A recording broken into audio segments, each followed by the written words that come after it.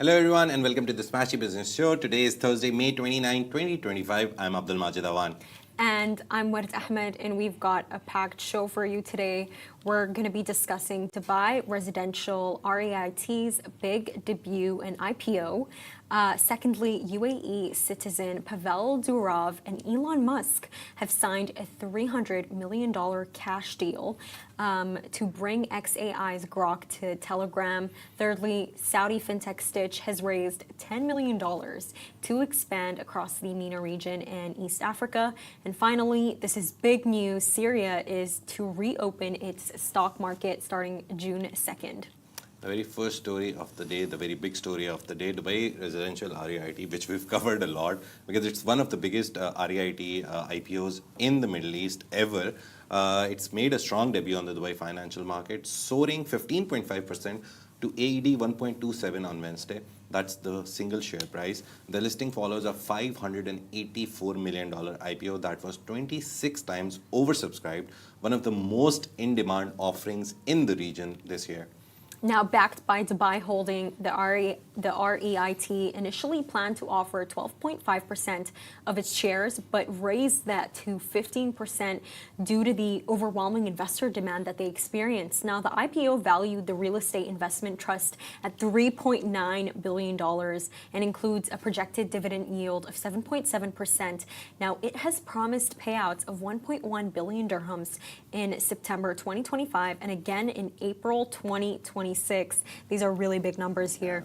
The strong stock market debut signals continued investor confidence in Dubai's real estate sector, especially at a time when other local REITs like Emirates REIT and ENBD REIT continue to struggle. Dubai Residential REIT's large and diversified portfolio, which consists of 35,700 residential units and 1,731 retail units, helps set it apart. Now, the IPO also comes amid a broader property market boom. Emaar Properties and Emaar Development posted first quarter profit jumps of 27% and 48% respectively. Meanwhile, the Value Strat Dubai Price Index hit a record high of 214 in April, more than double its January 2021 level. With 21.6 billion dirhams or nearly $5.9 billion in assets under management, Dubai Residential REIT now ranks as the region's largest REIT. REIT is, sorry, we forgot to tell you, real estate investment trust. The focus now shifts to whether it can deliver on its yield promises and sustain long-term returns. The success of this listing may also pave the way for more REIT IPOs across the Gulf. It's a very big story because not to say something bad happened in Saudi, but Saudi Arabia saw another IPO. It was United Cartons, and it fell flat on the first day, and it listed on the same day as this Dubai Residential REIT, and it didn't do well. And it was the first IPO after Trump had announced its tariffs. So it was the first IPO after Trump announced tariffs in Saudi Arabia on Tadawul, and it didn't do good. So this one doing good was a better story to cover because obviously and actually, Majid, like that brings me to my point, and it's kind of developing on what you're basically saying. Investors in the UAE, investors in Dubai specifically, are not shaken by what's going on with the market. They're not shaken by Trump. They're not afraid of whatever Trump is up to.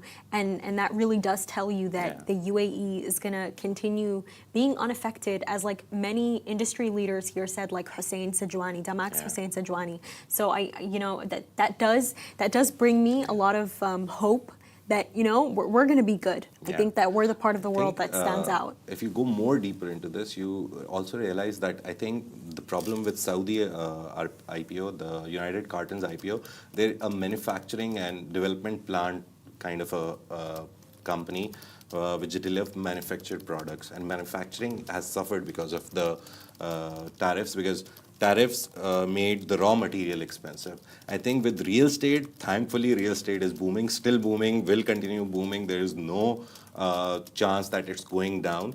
So I think it's more of that also. And yes, but to be honest, People's trust in UAE right now and people's trust in Saudi, it's at the same level. Yeah. But I think when you come to Dubai, specifically in UAE, people have more trust in anything that Dubai does. That's true. And they also have a lot of trust in Dubai's citizens. And there is Yeah. no one more than Pavel Durov, the UAE citizen and Telegram founder, that people have trust in. So basically, he went on to X to announce this major partnership with Elon Musk's artificial intelligence company, xAI. It's a $300 million cash deal, which will bring Grok, xAI's AI chatbot, to over 1 billion Telegram users.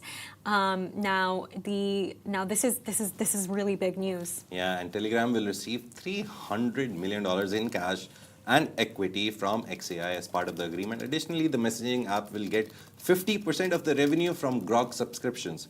So if you subscribe to Grok and if you pay $30, $15 will go to Telegram if you do it through Telegram.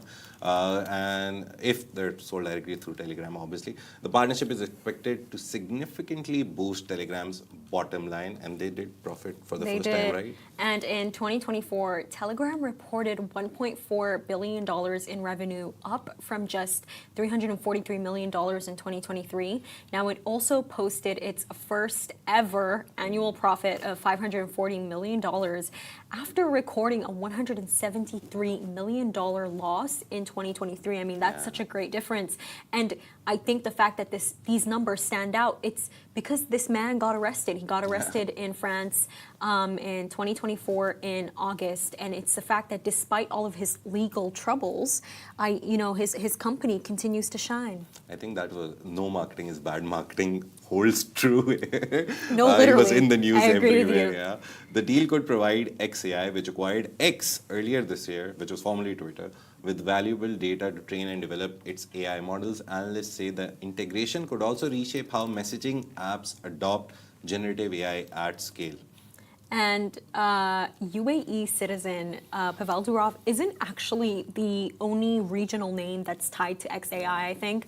What's interesting is that Saudi billionaire, the richest man in the Middle East actually, Prince Al-Walid bin Talal, is xAI's second largest shareholder. You also have Qatar Investment Authority, Oman Investment Authority, and Damac founder Hussein Sajwani, who also confirmed that they are investors in xAI. I think it's crazy how they're all. I don't think they're just investing in xAI. They're investing in the man himself, and that's Elon Musk. That's the most important part. You invest in the man, not in the product. It's a very nice theory in business that you look at two things. Either you look at the founder and see if they're ambitious.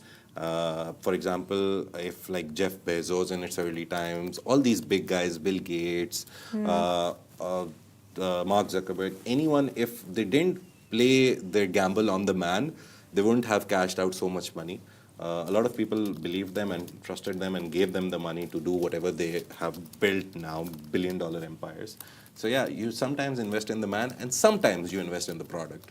So I think with products, if I want to give an example right now, I would be investing in OpenAI because the product is very strong. Sam Altman, I like Elon Musk more. I don't know, personality-wise, he has more flair. Sam Altman is a little monotone guy, talks in a single tone. Elon Musk has that crisp comments and everything. We saw that recently, his interview with the Bloomberg journalist at the Qatar Economic Forum. But yeah, product-wise, I would say OpenAI is the best product in the recent time, which people are investing in. But personality-wise, what is 100% correct? Musk is the guy everyone is betting on. Yes, he is. And right now, the startup scene in Saudi Arabia is being betted on very heavily. Basically, Saudi-based fintech infrastructure startup Stitch has raised $10 million in a seed round to fuel its expansion across the Middle East and East Africa. Now, the round attracted top investors. You have Arbor Ventures, COTU Ventures, Riot Ventures, and Saudi Venture Capital Company, alongside other family offices and angel investors. Stitch was founded in 2022 by Mohammed Ueda. Stitch offered a unified API-driven platform that helps banks, fintechs, and enterprises launch financial products up to 80% faster than traditional systems. That's the claim. And the startup aims to simplify how digital banking and payment solutions are built in emerging markets. And the funding comes amid strong growth in Saudi Arabia's financial sector, where banking assets have topped $1.1 trillion and digital payments surged 75% between 2019 and 2021. Globally, the banking and financial services industry is projected to grow to over $220 billion by 2033, driven by rising demand for digital transformation. And Stitch's client base already includes big names like Lulu Exchange, Foodix, and Dar Al Tamliq. The company is expanding beyond Saudi Arabia and the UAE with new clients in East Africa, starting with Kenya. And investors say Stitch's local-first, globally competitive model sets it apart. So the deputy CEO of SVC, Nora Al-Sarhan, called the firm a key player in building a resilient financial ecosystem. With this new funding, Stitch plans to actually grow its team, enhance its platform, and set a new benchmark for financial infrastructure in Saudi Arabia. Yeah. Very nice startup. There's a lot of startup stories coming. Actually, if you're listening, we have this newsletter. Now, every Tuesday, we've included a section where we'll put all the startup fundings from the whole week or month. Sometimes there are weeks where we don't have any startup news. So we'll keep that updated. So if you're not subscribed to our newsletter, you're missing out on all the fundings. And if you have a startup, it's a very nice idea to know which startups got funding, because if you're anyway related to their field, if you're a fintech startup and a fintech startup recently got funded, you can look at their investors and be like, these are the guys investing in fintech right now. I can go and pitch to them. So it's very nice to stay updated on that. Our newsletter, every Tuesday, you'll see a startup section of who got how much money from whom. So last story of the day, biggest story of, to be honest, since yesterday I have read it, I'm very happy, because markets and capital markets are one of the core pillars of looking at an economy and seeing that they're doing good. And Syria will reopen its stock market on June 2nd, next month, nearly there, following nearly a 6-month halt. The announcement came via state news agency SANA, which is SANA, citing Finance Minister Yasser Barni. Trading was suspended on December 5, 2024, as authorities sought to evaluate the financial and operational standing of listed companies.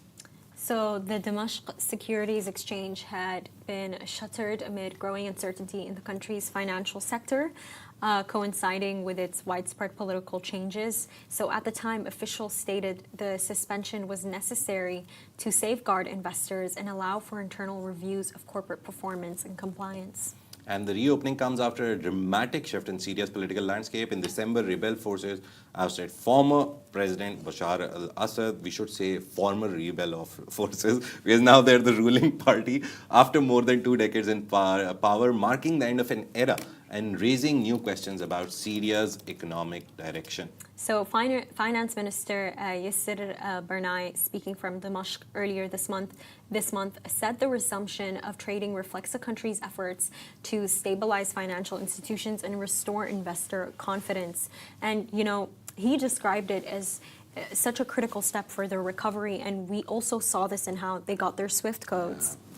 And the June 2 reopening is expected to attract both local and regional investors, watching closely for signs of reform. Analysts say the move could signal a broader push by Syria's transitional authorities to revive key sectors and re-engage with the international financial community. I think just in general with the story, Majid, it's just been very exciting to see the amount of change that has following Donald Trump lifting the sanctions from Syria on his Gulf tour.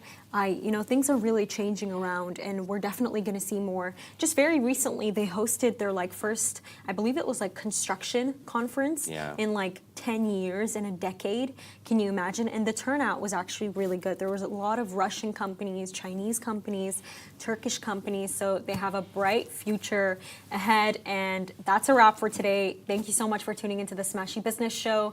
Make sure to follow us across all social media channels at Smashi Business and stay ahead with our daily newsletter. You'll find the subscription link in the description. This has been a Smashi Business Show, a Smashi Business production, part of the Augustus Media Podcast Network. A big shout out to our 1.5 million monthly listeners across all platforms under Augustus Media. You make this possible. If you're one of them, we appreciate you. Have a great day. We'll see you tomorrow.